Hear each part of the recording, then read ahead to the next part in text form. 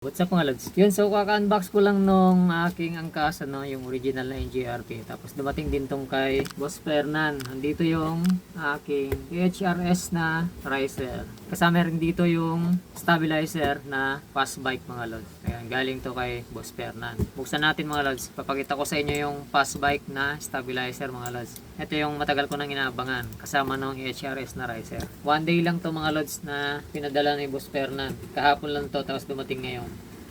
Kaya napakabilis. Ayan, shoutout sa iyo, Boss Fernan. Salamat dito, boss. So, ito yung fast bike na stabilizer mga lods. Tapos, ito naman yung HRS na riser natin mga lods. Ayan, so unahin na natin itong HRS mga lods. Papakita ko sa inyo. Ito na yung in-order ko talaga dun sa Orange Shop dati mga lods, na hindi ako pinadalhan ng HRS, kundi ang pinadala sa akin yung rotator. So ito, nag-order na lang ako kay Boss Fernan. Kung ayaw yung maloko dun sa Orange Shop na yon, ng mga wala pang rate na shop doon, huwag na huwag kayo magtitiwala mga lods. Pwede rin naman kung gusto niyo subukan, kaso dapat maging safe kayo. Gumawa kayo ng unboxing video para ma-refund niyo siya kung sakaling iba yung ipapadala sa inyo.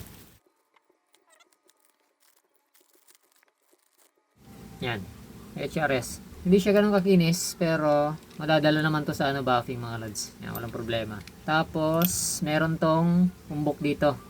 Titignan ko na lang kung lalagyan ko pa ba ng spacer dito o tatanggalin ko na lang to.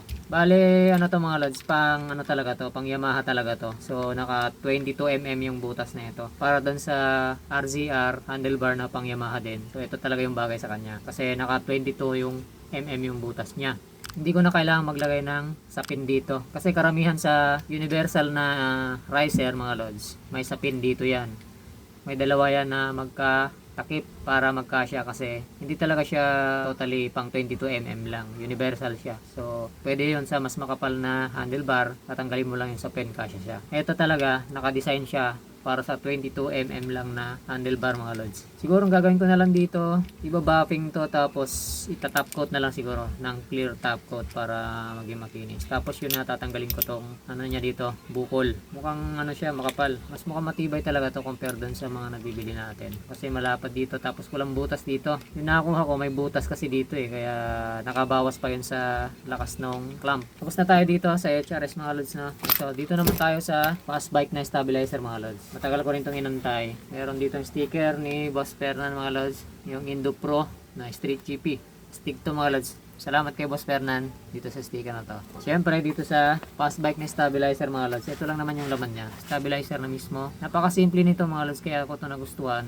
Kasi wala siyang gaanong arte. Mas gusto ko yung ganon na design. Para sa akin, mas okay sa akin yung simpleng design lang. Ayan, straight lang siya. Hindi ko pa sure kung ang Raider FI ba at carb type magkasukat lang ng ganito. Kung pwede to sa carb at FI. Malalaman din natin yan kasi dadami na to dito sa Pilipinas. Sa pagkakaalam ko mga lods, according to Boss Fernan, kasi siya lang naman nakukuhanan neto. Dalawa lang to na nandito sa Pilipinas sa ngayon. Isa sa akin at saka isa dun sa isa pang kasama dun sa group chat ng NGRT. So dalawa pa lang kaming meron neto. Pero kung gusto niyo mag-order nito mga lods, kasi dadamihan na to ni Boss Fernan sa susunod. Marami na siyang ipapauwi dito sa Pilipinas. Sa kanya na lang order mga lods. Meron namang nagpo-post dun sa Orange app. Sabi ko nga, kaso mga bagong ano yon, bagong account. Kaya hindi siya mapagkakatiwalaan mga lods. Hindi ko na rin trinay kasi baka mamaya kung ano lang ibigay sa akin. Kung gusto niyo ng ganito, i-chat niyo lang si Boss Fernan Gingon. Lalagay ko sa link yung kanyang Facebook account para may bigay mo siya mismo. CNC to mga lods.